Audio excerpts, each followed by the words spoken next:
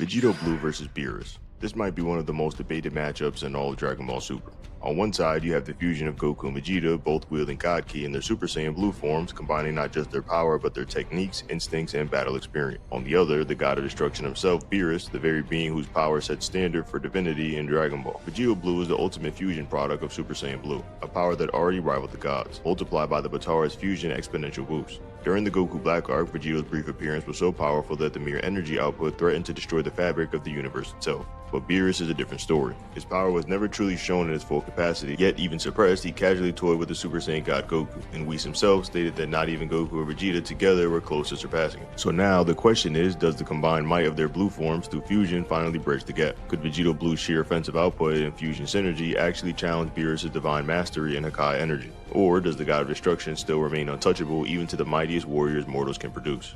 If you enjoy conversations like this and want to take part in deeper Dragon Ball discussions, I highly encourage you to join the Dragon Ball HQ Discord server, link below in the description. We'll be diving into this topic and more over there. If you'd like to support the channel or even help choose the next battle, consider becoming a member today. You can join the flock for just 99 cents a month. Now, without further delay, let's begin. When analyzing just how powerful Vegito Blue was during the Goku Black arc, it's not best to start with the fusion itself, but with the two Saiyans who make it possible, Goku and Vegeta. Their power progression throughout the arc fluctuates wildly, so rather than breaking down every single moment, it's more effective to focus on who they were immediately before putting on the Batara earrings. By the time they made their third return to the ruined future, Vegeta's evolution was the easiest to track. After being humiliated twice by Goku Black and uncovering the truth behind his enemy's stolen body, Vegeta retreated to the hyperbolic time chamber for 6 grueling months of non-stop training. The result was quite staggering. His power had increased so drastically that he literally destroyed the chamber upon leaving, something only a handful of warriors had ever achieved. When Vegeta returned to the future, he wasted no time confronting Goku Black again. The difference this time was night and day. Attacks that once overwhelmed him now did nothing. Vegeta easily blocked the energy blade, shrugged off counterattacks, and ruthlessly overpowered Black, even launching him through a skyscraper while ridiculing him for being an unworthy thief who could never fully utilize Goku's body. For the first time, Goku Black was completely on the defensive. That humiliation, however, became the spark for Goku Black's next evolution. Saiyans grow stronger through emotion, and his rage at being bested by mortals fueled his transformation. From this came the creation of his Dark Energy Sight, a weapon so powerful it could slice through space itself. Even more dangerous, it allowed him to create doppelgangers of himself, each capable of fighting Goku and Vegeta on nearly equal terms. This chaos gave him the opportunity to regroup with Fused Zamasu, who had narrowly escaped the Mafuba. Realizing that they couldn't defeat the Saiyans separately, the two entities fused into the terrifying being known as Fused Zamasu. This new fusion flipped the balance completely. Fused Zamasu overwhelmed Super Saiyan Blue Goku and Vegeta with ease, and even Trunks in his rage form couldn't make a difference. Yet despite the hopelessness of the situation, the Saiyan will improve and never falter. Vegeta proudly declared the limitless potential of their race, and both he and Goku pushed beyond their limits, briefly managing to force Zamasu back with sheer determination. With Trunks' help, they unleashed a father-son Gallic gun that temporarily overpowered one of Zamasu's divine blasts. Still, Zamasu retaliated with divine fury, conjuring light spears and energy halos that shredded the battlefield. Vegeta even endured a direct onslaught to protect Trunks, while Goku, battered and barely conscious, summoned enough strength to unleash a final Kamehameha that met Zamasu's attack head-on in a desperate beam struggle. Goku's power growth during this arc is particularly unusual. Unlike Vegeta, who had achieved it massively through training, Goku's progress mostly came from his experience, injuries, and recovery, the classic Saiyan Zenkai mechanism. Yet, his rate of improvement was almost absurd. Each defeat and recovery pushed him into new heights far beyond what seemed possible. By this point, both Goku and Vegeta's power had reached a threshold that made Vegito Blue's potential of something entirely different, a fusion standing among the most powerful beings in all of Dragon Ball. When they return to the future again, Goku's main focus is keeping Zamasu occupied while Vegeta continues fighting Black. Zamasu frequently teams up with Black, forcing the heroes to divide their attention. For context, the main timeline Zamasu wasn't even stronger than a post-tournament of Destroyer Super Saiyan 2 Goku, meaning his future counterpart shouldn't be dramatically beyond that either. As Goku holds off Zamasu, Vegeta continues to dominate Black until both villains finally merge into Fused Zamasu. Once again, Goku and Vegeta are pushed to their absolute limits, and together with Trunks, they fire another father-son Gallic gun that briefly holds Zamasu's advance. Then comes one of the most dramatic moments in the arc. Goku re-enters the battle and declares he's going to unleash his full power. In an instant, the same Fused Zamasu who was previously toying with them is suddenly locked in a beam struggle with Goku's Kamehameha. The effort is so intense that Goku's arms shatter under the strain, yet he manages to overpower Zamasu's holy wrath, burning half of his face and body into a grotesque, corrupted form. It's a shocking shift that shows Goku adaptability mid-battle, scaling to near fusion levels purely through determination and battle instinct. Even with both arms broken and later his legs snapped, Goku refused to quit. He taps into Super Saiyan Blue Kaioken for one final desperate strike that sends Zamasu crashing into the ground. The attack drains every ounce of his remaining energy. In response, the enraged god lashes out, striking himself with divine lightning that mutates his body further and amplifies his already immense power. At this point, it becomes very clear. The only way forward is fusion. After receiving a senzu bean and hearing Goasu's explanation, Goku and Vegeta put on the Potara earrings and once again become Vegeta. In the anime, Vegito skips the warm-up and immediately transforms into Super Saiyan Blue. This could mean his base wasn't sufficient against Zamasu, or he simply didn't want to waste the limited fusion time. Either way, the gap in power is astronomical. Shin even speculates that Vegito may have already surpassed Beerus, though that speculation is questionable given the inconsistencies surrounding Beerus' scaling, which we'll get into later in the video. When the fight begins, Vegito and Fused Zamasu are nearly evenly matched, a stark contrast to Vegito's domination of Super Buu in Dragon Ball Z. Here, Vegito actually has to defend and counterattack Zamasu instead of effortlessly overpowering him. His edge comes from skill and precision rather than pure power, and at one point he even pretends to be knocked out to lure Zamasu in, only to impale him with a spirit sword and taunt him mid-battle. Zamasu in rage undergoes another transformation. His body bulks up and his aura intensifies, and his godly energy surges as well. While this makes him stronger, it also slows him down. Vegito takes advantage of this flaw, weaving through Zamasu's attacks and countering with superior speed and technique. Eventually, Vegito charges his signature final Kamehameha, unleashing it at a near point-blank range. The blast devastates the area, but when the smoke clears, Zamasu still stands, heavily damaged but far from defeated. Vegito lands one final blow before the Potara fusion timer runs out, abruptly separating Goku and Vegeta before they can finish the fight. In both the anime and manga, the takeaway is clear. Vegito Blue is a staggering display of power, the pinnacle of Goku and Vegeta's combined might. Even if the fusion ends before victory, the sheer scale of what he achieves places him among the most formidable warriors in Dragon Ball history. In the Dragon Ball Super anime, Beerus doesn't hold the same clearly defined title of the strongest god of destruction that he's often implied to have in the manga. The manga gives fans direct confirmations and measurable comparisons between the gods, while the anime opts for a more ambiguous approach. Beerus never officially battles all of his counterparts on screen, which leaves his exact standing among them open to interpretation. Even so, the anime offers several moments that suggest Beerus is among the most powerful gods of destruction. One of the earliest examples comes from his clash with Champa. When the two brothers exchange blows, Whis and Vados warn that their fight could unravel the very fabric of the universe. It's stated outright that gods of destruction should never engage in full combat with one another, because the resulting destruction could potentially erase anything. That scene stands out even more when compared to the later exhibition match where multiple gods of destruction spar freely.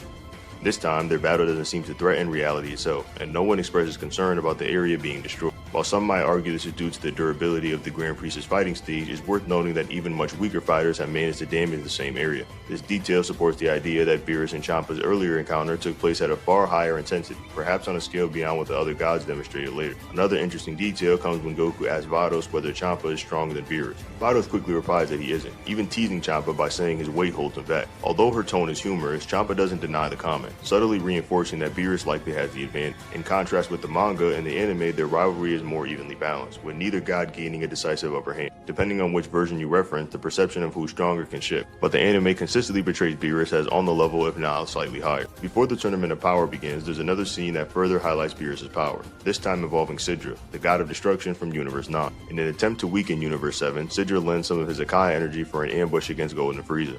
Shockingly, Frieza is able to resist and even dispel the Hakai energy with minimal effort. He even considers turning the same energy back on Sidra's team, which both terrifies Sidra and the Supreme Kai. When Sidra threatens to destroy Frieza if he turns on them, the Kai bluntly replies, like it'll be that easy, implying that even a god of destruction might struggle against him. Shortly after, Beerus arrives and effortlessly erases the same spear of Hakai energy that had panicked Sidra and his ally. He does it casually with no strain or hesitation. This moment perfectly illustrates the difference in their power level. So while the Dragon Ball Super anime never crowns Beerus as the definitive strongest god of destruction, the evidence paints a clear picture. Through feats, statements, and reactions from others, it's apparent that Beerus stands near the top of the hierarchy. Even without an explicit title, his presence and power consistently set him apart from most of the divine peers, leaving with little doubt he operates on a level very few can match. Now, when all the evidence is considered, it becomes clear that Beerus stands as the superior fighter. Goku doesn't truly approach Beerus' level until his Ultra Instinct Omen 3rd stage form, the one that he achieved during his final battle with Jiren, right before reaching the fully mastered state. In contrast, Vegito Blue appears to have been surpassed earlier, particularly when comparing him to Kefla's power. During the Tournament of Power, Kefla's Super Saiyan form is directly compared to the energy of Goku's Spirit Bomb, yet that same Spirit Bomb was effortlessly deflected by a suppressed Jiren,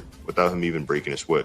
The Supreme Kai comments himself that Jiren's energy feels unlike anything they've ever encountered, implying his strength would exceed previous opponents, including the likes of Merged Zamasu. If a suppressed Jiren is already beyond Zamasu and Vegito Blue's strength is roughly on par with that fusion, it logically places Jiren, and by extension Goku, in his higher Ultra Instinct states well above Vegito. Beerus, being positioned just below full power Jiren and Ultra Instinct 3 Gomen Goku, would therefore sit comfortably on a higher tier above Vegito Blue. In short, when scaling everything properly, Beerus' dominance becomes undeniable. His power far eclipses Vegito's, and the gap between them isn't small, it's massive. The battle between Goku and Beerus marked the beginning of Dragon Ball Super and ushered in a new era for the series. one that redefined how fans approach power scaling and versus debates. From the moment Beerus was introduced, he became the ultimate benchmark, an ever-moving goalpost representing the peak Goku needed to reach. The idea of surpassing Beerus became a central theme throughout Super, with several moments suggesting Goku might finally achieve that milestone. One of the earliest examples was during the Universe 6 vs 7 tournament, where Goku unveiled the Blue Kaioken technique. Interestingly, Goku admitted himself that he'd been saving this power-up for a potential rematch with Beerus. The initial reveal even made Beerus visibly concerned, with Whis going as far as to ask if things might get serious should Goku unleash it at full strength. Another moment fans speculated about was during the Goku Black arc when Vegito Blue made his appearance. Another high watermark in Goku's climb towards surpassing the God of Destruction. Although these moments sparked plenty of discussion, it wasn't until Goku unlocked Ultra Instinct that the debate reignited with full force. His battle with Jiren, especially in the final stretch using Mastered Ultra Instinct, captivated fans worldwide. So much so that large crowds in places like Mexico gathered in public spaces to watch the conclusion unfold on massive screens. Beerus remains as one of the very few opponents who's ever pushed Goku to the point of stepping down from a fight voluntarily. The only others who share that distinction are Cell and Hit. Yet even now, over a decade later, the debate over whether Goku could finally defeat Beerus continues to stir passionate discussion among fans. In this video, I want to take a more grounded and thoughtful approach, examining the potential outcome of a Goku vs Beerus rematch through the lens of both narrative context and power scaling logic. First, let's clarify that we'll be strictly talking on the anime version of Beerus, not the manga. There are notable differences in power levels between the two versions, and I'll be referencing that contrast throughout the video. As of the time of this analysis, the anime and manga follow diverging storylines, each with unique conclusions and events that set them apart. So when we refer to things like Ultra Instinct Beerus sparring with the Gods of Destruction or certain power statements mentioned in the manga, they do not apply to this version of Beerus from the anime continuity. That's a crucial distinction moving forward.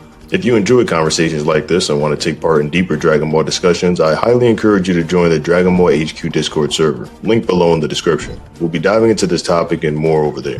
Now, without further delay, let's begin. In the Dragon Ball Super anime, Beerus doesn't hold the same definitive title of strongest God of Destruction that he's implied to have in the manga. While the manga gives us a direct matchup and clear power scaling between the gods, the anime takes a more ambiguous approach. Beerus never officially battles all of his peers on screen, so his exact placement among them remains up for debate. However, there are still notable feats in the anime that suggest Beerus is among the top tier gods of destruction. One of the earliest and most striking examples comes from his confrontation with Champa. As the two brothers clash, Whis and Vados reveal that their mere exchange of blows is threatening to unravel the universe itself. It's stated outright that the gods of destruction should never engage in full combat with one another, as the consequences could be catastrophic, potentially wiping out everything. This scene becomes much more impressive when we see the gods of destruction sparring in the Tournament of Power right before the debut. Unlike before, their fight doesn't seem to pose the same level of risk to the surroundings, and no concern is raised about the ring being destroyed. While that could be credited to the incredible durability of the material the Grand Prix used to construct the fighting stage, it's worth noting that even the characters weaker than the gods have been shown damaging it. This opens the door to the argument that Beerus and Choppa's earlier clash may have been operating on a much higher level, one that far surpasses the display seen during the sparring match. Further supporting this idea is a moment where Goku directly asks Vados if he's stronger than Beerus. Vados quickly responds that he's not, pointing out how Champa's weight has a disadvantage, which Champa notably doesn't deny. Just seems a bit upset that she brought it up. While this seems like a jab played for humor, it subtly reinforces the idea that Beerus holds the edge. However, every time we see Beerus and Champa fight each other in the anime, they seem to be relatively even. Later on, before the Tournament of Power begins, we see another telling moment involving Sidra, the God of Destruction from Universe 9. In an underhanded attempt to weaken Universe 7 ahead of time, Sidra provides his Akai energy for an ambush. This energy is used against none other than Golden Frieza, who surprisingly manages to resist and ultimately dispel it with little difficulty. What's more is Frieza even considers turning that same energy back against Universe 9. The sheer ease in which he handles this sends both Sidra and his Supreme Kai into a panic. At one point, Sidra threatens to destroy Frieza if he turns into a traitor, but the Kai bluntly responds like it'll be that easy, hinting that Frieza would actually be a serious threat even to a god of destruction of his magnitude. Soon after, Beerus arrives on the scene and effortlessly wipes away the same spear of destruction that had rattled Sidra and his team. He does it casually without a second thought. This subtle but powerful moment makes one thing very clear. Beerus is operating on a completely different level than Sidra, and Beerus at this time is much stronger than Frieza, so for Frieza to have thought to be a threat, Beerus would obviously be much higher than this. That being said, while Beerus may not have explicit statements in the anime about being the strongest god of destruction or clear showcases, moments like this place him definitely near the top echelon. During the Tournament of Power, Goku engages in a heated battle against Jiren, who at that point is still holding back yet remains incredibly formidable. Hints of Jiren's overwhelming strength had been dropped long before this fight. During the Zen exhibition match, Toppo revealed that there was a mortal in Universe 11 who not only surpassed him but even exceeded the power of their god of destruction. Whis later confirmed this statement and added that Belmont was considered stronger than Beerus. However, Beerus countered by saying Belmont only bested him in an arm wrestling contest. This scene leaves the power difference between Belmont and Beerus open to interpretation. The only confirmed fact is that Beerus lost to Belmont in a single match of strength, but it doesn't necessarily confirm overall superiority. Whether one chooses to believe Whis or Beerus is subjective, but either way, the key takeaway remains. Jiren is above a god of destruction. As Goku continues fighting Jiren, he begins adapting more and more to the Ultra Instinct technique. Eventually, he reaches a point where he doesn't need to rely on his eyesight, he moves, dodges, and attacks entirely through instinct alone. Whis observes and acknowledges this development, noting how Goku's fighting style has evolved to no longer rely on deliberate thought, but rather natural reaction. Jiren in response increases his power significantly. Goku, now in Ultra Instinct, matches him calmly and unfazed. At one point, Goku's energy radiates so immensely that the animation depicts the formation of a galaxy, a symbolic representation of the sheer magnitude of his aura and strength. When Jiren unleashes his most powerful attack in an attempt to end the battle, Goku not only counters it, but shrinks his power before completely erasing it. At this stage, Goku has transcended his previous limits, unlocking the true form of Ultra Instinct, Mastered Ultra Instinct. In this form, Goku clearly surpasses Jiren, and since Jiren is consistently portrayed as beyond the level of gods of destruction, this places MUI Goku above that threshold. The significance of this transformation is underscored by the gods of destruction themselves, who rise to their feet in awe as they witness Goku's power. The scale now appears to be MUI Goku is above full power Jiren, who's above Belmont. Considering that Jiren, even without using his full strength, was stated multiple times to be above the gods of destruction like Belmont and Beerus, since he would be a part of the gods of destruction, it's fair to conclude that Goku, having surpassed Jiren through Mastered Ultra Instinct, reached a level beyond any god of destruction shown in the anime at that time. Of course, this scaling applies strictly to the anime continuity and not the manga, as in the recent chapters, Beerus suggests that when Goku does surpass him, he will appoint him to be a god of destruction. However, in the anime, this isn't entirely the case, and Goku has definitely surpassed Beerus after being stronger than someone who was stronger than all the gods of destruction. Goku in his Mastered Ultra Instinct form had surpassed Beerus, at least in the context of the anime. There are several key indicators that support this conclusion, even though it's never stated outright. To start, Ultra Instinct itself is a technique that not even the gods of destruction have fully mastered. Whis directly tells Goku that not even Beerus has achieved full mastery over Ultra Instinct, though he has been training in the state for a long time. That alone sets the stage for how significant it is when Goku not only assesses Ultra Instinct's on, but evolves into the fully realized silver-haired form that is Mastered Ultra Instinct. During his final battle against Jiren, Goku doesn't only fight toe-to-toe with someone who had already pushed past his own limits, but he overwhelms him. And Jiren was portrayed as a being whose strength surpassed that of a god of destruction.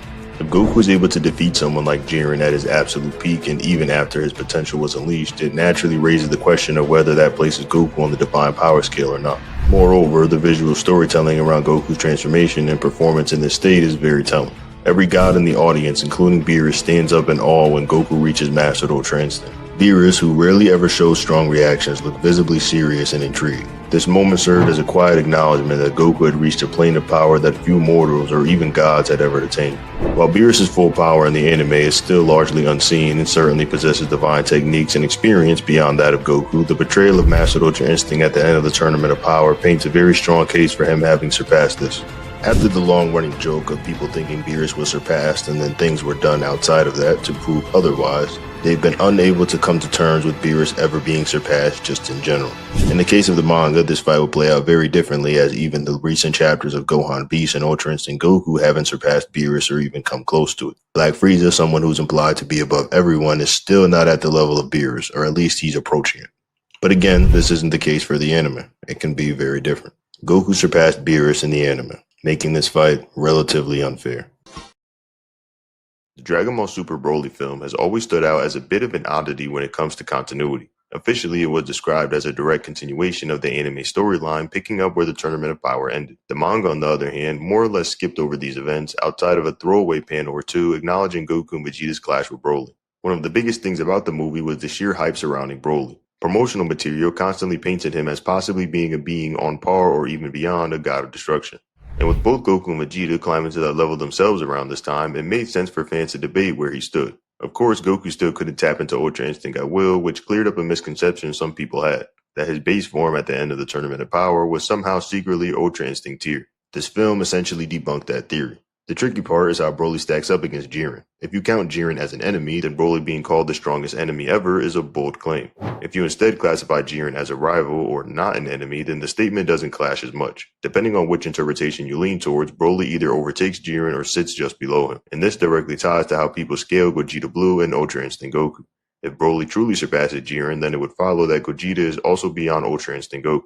But if you think Jiren is still superior, then UI Goku from the Tournament of Power should be able to demonstrate feats close to what Gogeta displayed. Take for instance the scene where Super Saiyan Broly and Gogeta literally punch a hole into another dimension, continuing their fight inside it. Broly eventually goes full power, green-haired Super Saiyan, while Gogeta escalates into blue to keep it up. If feats like that are possible in a Broly fight, then it's not unreasonable to think that Ultra Instinct Goku could also operate at that kind of level, depending on your interpretation. Even before the dimension-shattering moments, there are smaller bits of scaling worth noting. One minor debate that popped up after the film was whether base Goku performed better against Broly than Super Saiyan God Vegeta did. Since Broly was in a berserking uncontrolled state during those early exchanges, some people took that as proof that Goku had pulled ahead of Vegeta after the Tournament of Power. This would be pretty consistent with how many boosts Goku got over Vegeta during the tournament and his performance near the end. There are also some odd staff comments about scrapped ideas. Apparently, there were plans at some point for Broly and Gogeta to take their fight all the way to the surface of the sun, which never made it to the final cut, likely because it was too much to animate or maybe just too ridiculous. Still, it gives you an idea of how absurdly powerful these characters were and supposed to be. After the dust settles, Goku makes himself a statement saying Broly might even be stronger than Beerus. In the manga, that doesn't seem likely, but for the anime, it could hold a lot of weight. One interpretation is that Goku doesn't actually know Beerus' true limits and is simply judging by the fact that Jiren had already been described as surpassing the gods of destruction. If that's his basis, then what he's really saying is that Broly could be at least stronger than Jiren's normal state, though probably not stronger than Hidden Power Jiren, who goes further beyond. And then there's the novel version, which has its own take on things. It rearranges some events and interestingly includes Frieza commenting that Broly is the most terrifyingly strong being he's ever seen. Some people meme that's stronger than Zeno, but this could also have an interpretation of Frieza placing Broly above Jiren. Depending on how much of Jiren's fight Frieza actually witnessed, that is, though. The detail is unclear since Frieza only reemerges at the very end of the Tournament of Power in that continuity. So at the end of the day, you're left with three different interpretations: the manga, the anime, and the novel, all with slightly different takes on Broly's position in the power scale.